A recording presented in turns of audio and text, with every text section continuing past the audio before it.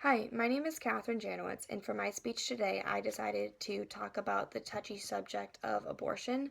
I'm specifically talking about the pro-life side of abortion.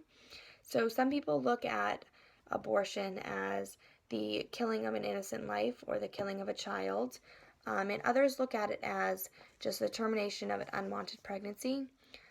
I believe that the situation should not be watered down. It is not just the termination of an unwanted pregnancy, it's the killing of an innocent life, and I believe that it should be considered murder. Just like someone outside killing someone on the street, they get charged with murder and they end up in jail. I believe that mothers who have an abortion should face the same charges.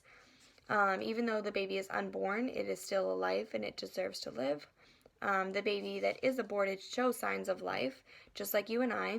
They respond to the environment, they respond to stimuli, they grow and they develop, they reproduce their cells in their body, they have cells in their body, just like you and I. At 8 weeks old, the baby can suck its thumb.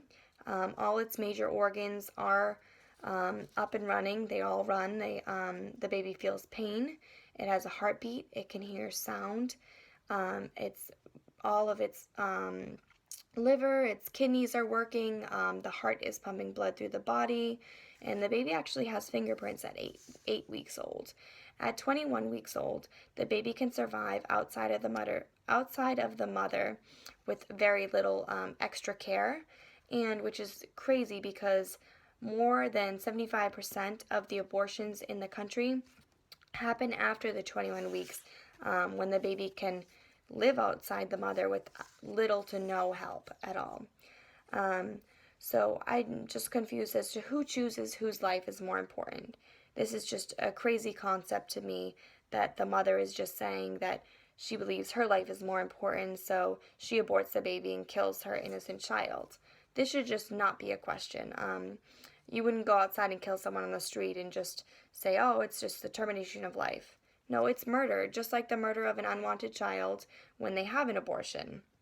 I always hear people say, women have the right to decide what they want to do with their body.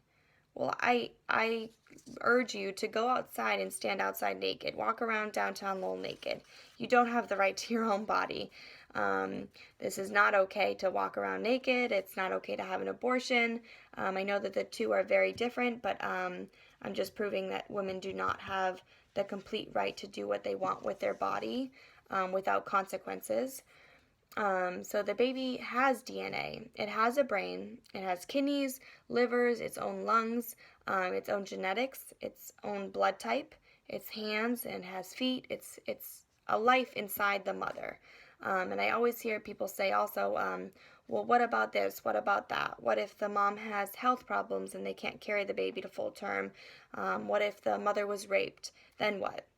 Well, statistics show that only 1% of the abortions are due to an unwanted pregnancy due to rape, and only 6% abortions are continued on due to mother's health problems. So this is very, very rare that abortions occur due to these situations.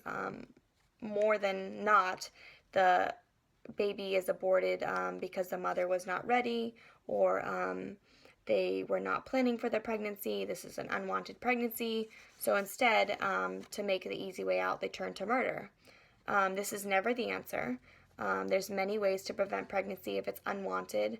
There's contraception, there's birth control, and there's also adoption. If you're unready to have a baby, or you weren't planning for the baby and you get pregnant, there's adoption. There's so many people out there who can't get pregnant who are looking for a baby. Carry the baby to full term. You were the one that got pregnant, and if you're not ready to have the baby and support the baby, then put the baby up for adoption, because everyone deserves a life, and all human life has value, and it's really time to start showing that there is no case where abortion is the answer, and like I said, the mother was the one that got pregnant in the first place, and I believe that pro-life is always the choice. Thank you.